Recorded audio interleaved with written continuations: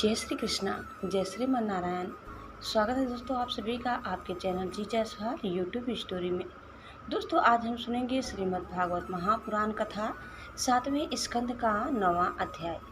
इस अध्याय में आज हम सुनेंगे प्रहलाद जी के द्वारा नृसिंह भगवान की स्तुति।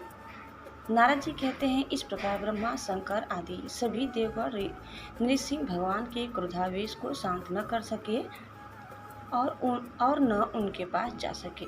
किसी को उसका छोर और नहीं दिखता था। देवताओं ने उन्हें शांत करने के लिए स्वयं लक्ष्मी जी को भेजा। उन्होंने जाकर जब नृसिंह भगवान का वह महान अद्भुत रूप देखा, तब भयवश वे भी उनके पास तक न जा सकी। उन्होंने ऐसा अनूठा रूप न कभी देखा और न सुना ही था।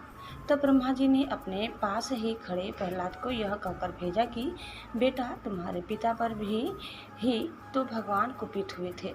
अब तुम ही उनके पास जाकर उन्हें शांत करो। भगवान के परम प्रेमी प्रहलाद जो आज्ञा कहकर और धीरे से भगवान के पास जाकर हाथ जोड़ पृथ्वी पर साष्टांग लौट गए। नृसिंह भगवान ने देखा कि नन्हा सा बालक मेरे चरणों के पास पड़ा हुआ है। उनका हृदय दया से भर गया। उन्होंने प्रहलाद को उठाकर उनके सिर पर अपना वह कर कमल रख दिया, जो का सर्प से भयभीत पुरुषों को अभय दान करने वाला है। भगवान के कर कमलों का स्पर्श होते ही उनके बचे खुचे अशुभ संस्कार भी झड़ गए। तत्काल उन्हें परमात्मा तत्व का साक्षात्कार हो गया। उन्होंने बड़े प्रेम और आनंद में मग्न होकर भगवान के चरण कमलों को अपने हृदय में धारण किया। उस समय उनका सारा शरीर पुलकित हो गया। हृदय में प्रेम की धारा प्रभावित होने लगी और नेत्रों से आनंद आंसू झरने लगे।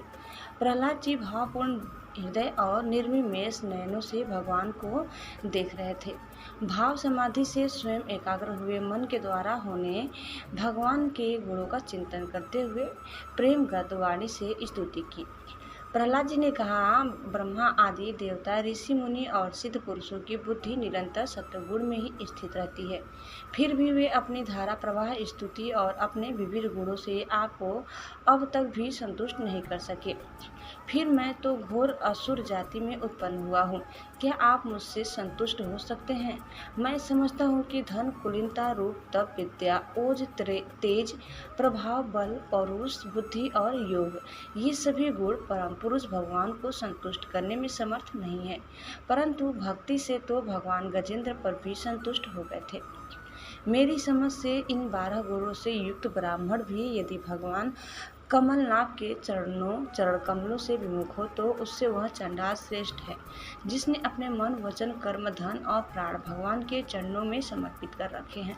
क्योंकि वह चंडाल तो अपने कुल तक को पवित्र कर देता है और बड़प्पन का अभिमान रखने वाला वह ब्राह्मण अपने को भी पवित्र नहीं कर सकता। सर्वशक्तिमान प्रभु अपने स्वरूप के साक्षात्कार से ही परिपूर्ण है। उन्हें अपने लिए क्षुद्र पुरुषों की पूजा ग्रहण करने की आवश्यकता नहीं है। वे करनावश ही भोले भक्तों के हित के लिए उनके द्वारा की हुई पूजा स्वीकार कर लेते हैं। जैसे अपने मुख का सौंदर्य दर्पण में दिखने वाले प्रतिबिंब को भी सुंदर बना देता है, वैसे ही भक्त भगवान के प्रति जो सम्मान प्रकट करता है वह उसे ही प्राप्त होता है। इसलिए सर्वथा अयोग्य और अनधिकारी होने पर भी मैं बिना किसी शंका के अपनी बुद्धि के अनुसार सब प्रकार से भगवान की महिमा का वर्णन कर रहा हूँ। इस महिमा के गान का ही ऐसा प्रभाव है कि अविद्यावश संसार चक्र में पड़ा हुआ जीव तत्काल पवित्र हो जाता है। भगवान आप सत्वगुण के आश्रय है। ये ब्रह्मा आदि देवता आपके आज्ञाकारी भक्त है। ये हम दैत्यों की तरह आपसे द्वेष नहीं करते। प्रभु आप बड़े बड़े सुंदर सुंदर अवतार ग्रहण करके इस जगत के कल्याण एवं अभ्युदय के लिए तथा उससे आत्मानंद की प्राप्ति कराने के लिए अनेकों प्रकार की लीलाएं करते हैं। जिस असुर को मारने के लिए आपने क्रोध किया था वह मारा जा चुका है। अब आप अपना क्रोध शांत कीजिए। जैसे बिच्छू और सांप की मृत्यु से सज्जन भी सुखी ही होते हैं, वैसे ही इस दैत्य के संहार में संसार से सभी लोगों को बड़ा सुख मिला है। अब सब आपके साथ स्वरूप के दर्शन की बाढ़ जो रहे हैं। नृसिंह देव भय से मुक्त होने के लिए भक्तजन आपके इस रूप का स्मरण करेंगे। परमात्मान आपका मुख बड़ा भयावना है। आपकी जीभ ललपा रही है। आंखें सूर्य के समान है। भौहें चढ़ी हुई है। बड़ी पैनी दाढ़ें हैं। आंतों की माला खून के लथपथ गर्दन के बाल, बर्छी की तरह सीधे खड़े कान और दिग्जनों को भी भयभीत कर देने वाला सिंहनाद एवं शत्रुओं को फाड़ डालने वाले आपके इन नखों को देखकर मैं तनिक भी भयभीत नहीं हुआ हूँ। दीनबंधु, मैं भयभीत हूँ तो केवल इस असहाय और उग्र संसार चक्र में पिसने से। मैं अपने कर्म पाशों से बंधकर इन भयंकर जंतुओं के बीच में डाल दिया गया हूँ। मेरे स्वामी, आप प्रसन्न होकर मुझे कब अपने उन चरणकमलों में बुलाएंगे जो समस्त जीवों की एकमात्र शरण और मोक्ष स्वरूप है। अनंत, मैं जिन जिन योनियों में गया उन सभी योनियों में प्रिय के वियोग और अप्रिय के संयोग से होने वाले सुख की आग में झुलसता रहा। उन दुखों को मिटाने की जो दवा है वह भी दुख रूप ही है। मैं न जाने कब से अपने से अतिरिक्त वस्तुओं को आत्मा समझकर इधर उधर भटक रहा हूँ। अब आप ऐसा साधन बतलाइए जिससे कि आपकी सेवा भक्ति प्राप्त कर सकूँ। प्रभु, आप हमारे प्रिय हैं, अहेतुक हितैषी सुहृद है। आप ही वास्तव में सबके परमार्थ हैं। मैं ब्रह्मा जी के द्वारा गाई हुई आपकी लीला कथाओं का गान करता हुआ बड़ी सुगमता से रोग आदि प्रकृति गुणों से मुक्त होकर इस संसार की कठिनाइयों को पार कर लाऊंगा, क्योंकि आपके चरण युगलों में रहने वाले भक्त परमहंस महात्माओं का संग तो मुझे मिलता ही रहेगा। भगवान ऋषि, इस लोक में दुखी जीवों का दुख मिटाने के लिए जो उपाय माना जाता है वह आपके उपेक्षा करने पर एक क्षण के लिए ही होता है। यहाँ तक कि माँ बाप बालक की रक्षा नहीं कर सकते, औषधि रोग नहीं मिटा सकती और समुद्र में डूबते हुए को नौका नहीं बचा सकती। सत्व आदि गुणों के कारण भिन्न भिन्न स्वभाव के जितने भी ब्रह्म आदि श्रेष्ठ और काल आदि कनिष्ठ करता है उनको प्रेरित करने वाले आप ही है। वे आपकी प्रेरणा से जिस आधार में स्थित होकर, जिस निमित्त से, जिन मिट्टी आदि उपकरणों से, जिस समय जिन साधनों के द्वारा, जिस अदृष्ट आदि की सहायता से, जिस प्रायोजन के उद्देश्य से, जिस विधि से जो कुछ उत्पन्न करते हैं या रूपांतरित करते हैं, वे सब और वह सब आपका ही स्वरूप है। पुरुष की अनुमति से काल के द्वारा गुणों में क्षोभ होने पर माया मन प्रधान लिंग शरीर का निर्माण करती है। यह लिंग शरीर बलवान, कर्ममय एवं अनेक नाम रूपों में आसक्त छंदोमय है। यही विद्या के द्वारा कल्पित मन, 10 इंद्रिय और 5 तन्मात्राएं, इन 16 विकारों औरों से युक्त संसार चक्र है। जन्म रहित प्रभु, आपसे भिन्न रहकर ऐसा कौन पुरुष है जो इन मन रूप संसार चक्र को पार कर जाए। सर्वशक्तिमान प्रभु, माया इस 16 अरों वाले संसार चक्र में डालकर ईंख के समान मुझे पेर रही है। आप अपनी चैतन्य शक्ति से बुद्धि के समस्त गुणों को सर्वदा पराजित रखते हैं और काल रूप से संपूर्ण साध्य और साधनों को अपने अधीन रखते हैं। मैं आपकी शरण में आया हूँ, आप मुझे इनसे बचाकर अपनी सन्निधि में खींच लीजिए। भगवान, जिनके लिए संसार लोग बड़े ललायित रहते हैं, स्वर्ग में मिलने वाली समस्त लोकपालों की वह आयु, लक्ष्मी और ऐश्वर्य मैंने खूब देख लिया। जिस समय मेरे पिता तनिक क्रोध करके हंसते थे और उनसे उनकी भौहें थोड़ी टेढ़ी हो जाती थी, तब उन स्वर्ग की संपत्तियों के लिए कहीं ठिकाना नहीं रह जाता था। वे लूटती फिरती थी, किंतु आपने मेरे उन पिता को भी मार डाला। इसलिए मैं ब्रह्मलोक की आयु, लक्ष्मी, ऐश्वर्य और वे इंद्रिय भोग जिन्हें संसार के प्राणी चाहा करते हैं नहीं चाहता, क्योंकि मैं जानता हूँ कि अत्यंत शक्तिशाली काल का रूप धारण करके आपने उन्हें ग्रस रखा है। इसलिए मुझे आप अपने दासों की सन्निधि में ले चलिए। विषय भोग की बातें सुनने में ही अच्छी लगती है, वास्तव में मृग तृष्णा के जल के समान नितांत असत्य है। और यह शरीर भी जिससे वे भोग भोग जाते हैं अगणित रोगों का उद्गम स्थान है। कहाँ वे मिथ्या विषय भोग और कहाँ यह रोग युक्त शरीर।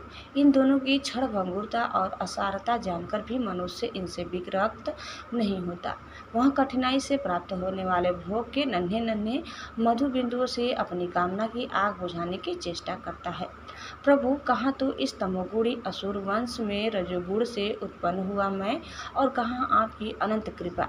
धन्य है आपने अपना परम प्रसाद स्वरूप और सकल संताप हारी वह कर कमल मेरे सिर पर रखा है, जिसे आपने ब्रह्मा, शंकर और लक्ष्मी के सिर पर कभी नहीं रखा।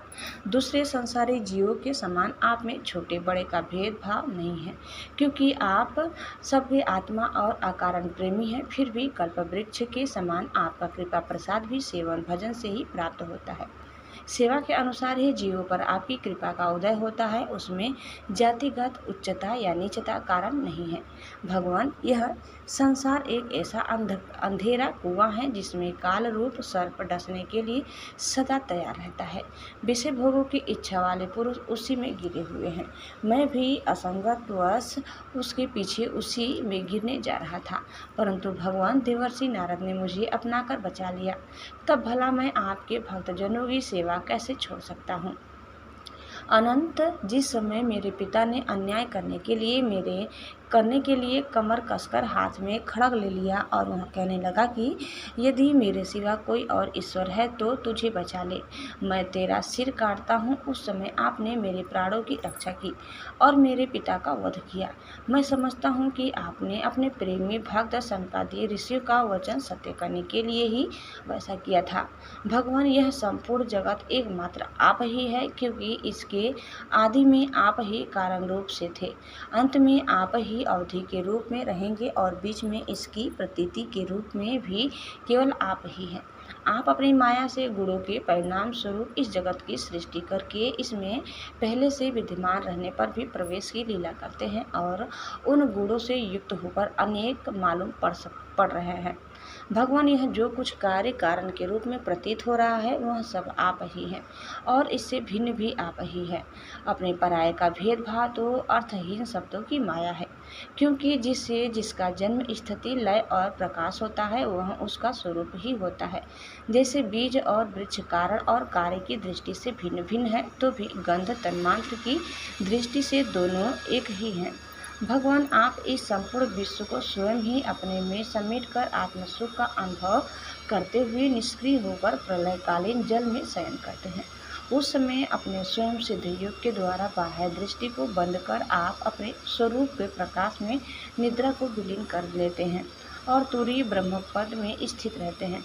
उस समय आप न तो तमोगुण से ही युक्त होते हैं और न तो विषयों को ही स्वीकार करते हैं।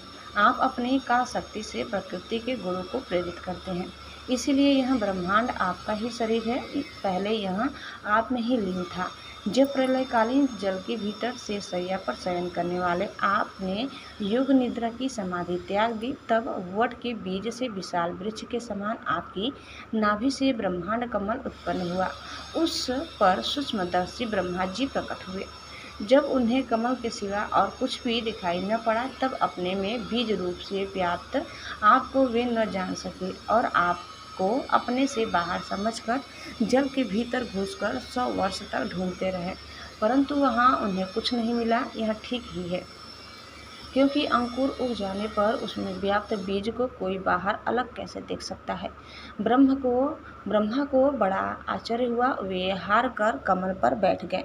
बहु समय बीतने पर तीव्र तपस्या करने से जब उनका हृदय शुद्ध हो गया, तब उन्हें भूत, इंद्रिय और अंतःकरण रूप अपने शरीर में ही ओतप्रोत रूप से स्थित आपके सूक्ष्म रूप का साक्षात्कार हुआ। ठीक वैसे ही जैसे पृथ्वी में व्याप्त उसकी अति सूक्ष्म तन्मात्रा गंध का होता है। विराट पुरुष सहस्त्रों मुख, चरण, सिर, हाथ, जंघा, नासिका, मुख, कान, नेत्र, आभूषण और आयुधों से संपन्न था। 14 लोक उसके विभिन्न अंगों के रूप में शोभायमान थे। वहाँ भगवान की एक लीलामयी मूर्ति थी। उसे देखकर ब्रह्मा जी को बड़ा आनंद हुआ। रजोगुण और तमोगुण रूप मधु और कैटभ नाम के 2 बड़े बलवान दैत्य थे। जब वे वेदों को चुरा कर ले गए, तब आपने हयग्रीव अवतार को किया और उन दोनों को मारकर सत्वगुण रूप श्रुतियाँ ब्रह्मा जी को लौटा दी। वह सत्वगुण ही तुम्हारा अत्यंत प्रिय शरीर है। महात्मा लोग इस प्रकार वर्णन करते हैं। पुरुषोत्तम, इस प्रकार आप मनुष्य, पशु, पक्षी, ऋषि, देवता और मत्स्य आदि अवतार लेकर लोकों का पालन और विश्व के द्रोहियों का संहार करते हैं। ये अवतारों के द्वारा आप प्रत्येक युग में उसके धर्मों की रक्षा करते हैं। कलयुग में आप छिपकर गुप्त रूप से ही रहते हैं, इसलिए आपके एक नाम त्रियुग भी है। वैकुंठनाथ, मेरे मन की बड़ी दुर्दशा है। वहाँ पाप वासनाओं से तो कलुषित है ही, स्वयं भी अत्यंत दुष्ट है। वह प्राथमिकता ही कामनाओं के कारण आतुर रहता है और हर्ष, शोक, भय और लोक परलोक, धन, पत्नी, पुत्र आदि की चिंताओं से व्याकुल रहता है। इसे आपकी लीला कथाओं में तो रस ही नहीं मिलता। इसके मारे मैं दीन हो रहा हूँ। ऐसा मन से मैं आपके स्वरूप का चिंतन कैसे करूँ? अच्युत, यह कभी न अघाने की जीभ मुझे स्वादिष्ट रसों की ओर खींचती रहती है। जननेंद्रिय सुंदरी स्त्री की ओर, त्वचा सुकोमल स्पर्श की ओर, पेट भोजन की ओर, कान मधुर संगीत की ओर, नासिका भीनी भीनी सुगंध की ओर और ये चपल नेत्र सौंदर्य की ओर मुझे खींचते रहते हैं। उनके सिवा कर्मेंद्रिय भी अपने अपने विषय की ओर ले जाने को जो लगाती ही रहती है। मेरी तो वह दशा हो रही है जैसे किसी पुरुष की बहुत सी पत्नियां उसे अपने अपने शयनगृह में ले जाने के लिए चारों ओर से घसीट रही होगी। इस प्रकार यह अपने कर्मों के बंधन में पड़कर इस संसार रूप को जीवित करता हवेतरनी नदी में गिरा हुआ है। जन्म से मृत्यु, मृत्यु से जन्म और दोनों के द्वारा कर्म भोग करते करते यह भयभीत हो गया है। यह अपना है, यह पराया है। इस प्रकार के भेदभाव से युक्त होकर किसी से मित्रता करता है तो किसी से शत्रुता। आप इस मूढ़ जीव जाति की यह दुर्दशा देखकर करुणा से द्रवित हो जाइए। इस भव नदी से सर्वदा पार रहने वाले भगवान, इन प्राणियों को भी अब पार लगा देना।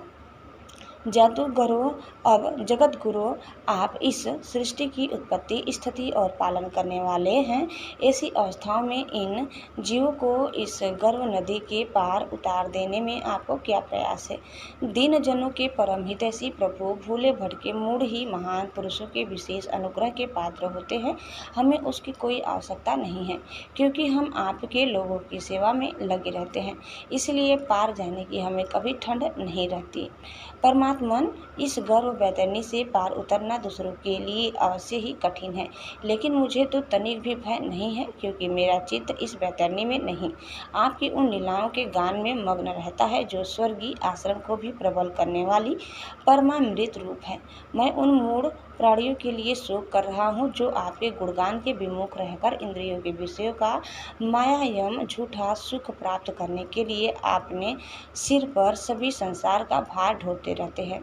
मेरे स्वामी बड़े बड़े ऋषि मुनि तो प्रायः अपनी मुक्ति के लिए निर्जन वन में जाकर मौन व्रत धारण कर लेते हैं। वे दूसरों की भलाई के लिए कोई विशेष प्रयत्न नहीं करते, परंतु मेरी दशा तो दूसरी ही हो रही है। मैं इन भूले हुए असहाय गरीबों को छोड़कर अकेला मुक्त होना नहीं चाहता और इन भटकते हुए प्राणियों के लिए आपके सिवा और कोई सहारा भी नहीं दिखाई पड़ता। घर में फंसे हुए लोगों को जो मैथुन आदि का सुख मिलता है वह अत्यंत तुच्छ एवं दुख रूप ही है।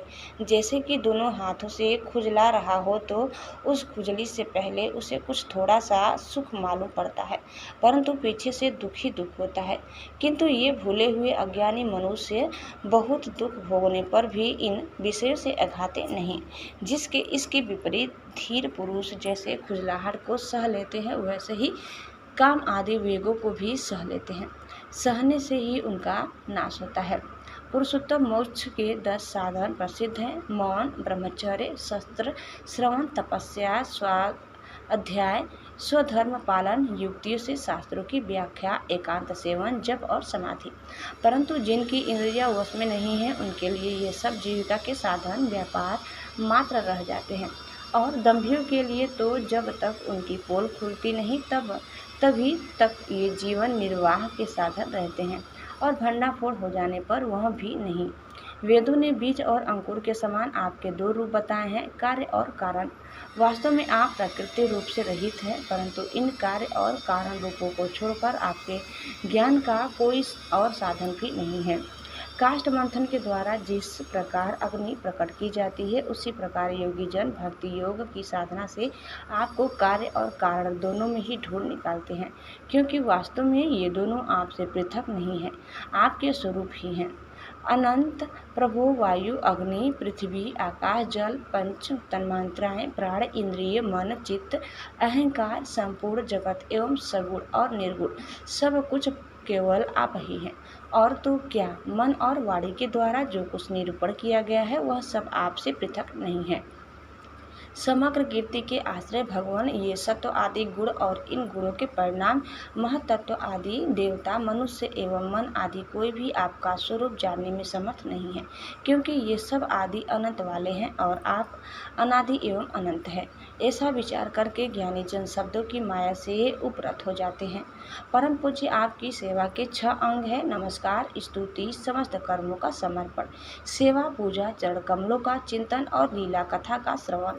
इस षडंग सेवा के बिना आपके चरण कमलों की भक्ति कैसे प्राप्त हो सकती है और भक्ति के बिना आपकी प्राप्ति कैसे होगी? प्रभु, आप तो अपने परम प्रिय भक्तजनों के परमहंसों के ही सर्वस्व है। नारद जी कहते हैं, इस प्रकार भक्त प्रहलाद ने बड़े प्रेम से प्रकृति और प्राकृतिक गुणों से रहित भगवान के स्वरूप भूत गुणों का वर्णन किया। इसके बाद वे भगवान के चरणों में सिर झुकाकर चुप हो गए। नृसिंह भगवान का क्रोध शांत हो गया और वे बड़े प्रेम तथा प्रसन्नता से बोले। नृसिंह भगवान ने कहा, परम कल्याण स्वरूप प्रहलाद, तुम्हारा कल्याण हो। दैत्य श्रेष्ठ, मैं तुम पर अत्यंत प्रसन्न हूँ। तुम्हारी जो अभिलाषा हो मुझसे मांग लो। मैं जीवों की इच्छाओं को पूर्ण करने वाला हूँ। आयुष्मान जो मुझे प्रसन्न नहीं कर लेता, उसे मेरा दर्शन मिलना बहुत ही कठिन है, परंतु जब मेरे दर्शन हो जाते हैं तब फिर प्राणी के हृदय में किसी प्रकार की जलन नहीं रह जाती। मैं समस्त मनोरथों को पूर्ण करने वाला हूँ, इसलिए सभी कल्याणकामी परम भाग्यवान साधुजन जितेंद्रिय होकर अपनी समस्त वृत्तियों से मुझे प्रसन्न करने का ही यत्न करते हैं। असुर कुल भूषण प्रहलाद जी भगवान के अनन्य प्रेमी थे, इसलिए बड़े बड़े लोगों को प्रलोभन में डालने वाले वरों के द्वारा प्रलोभित किए जाने पर भी उन्होंने उनकी इच्छा नहीं की।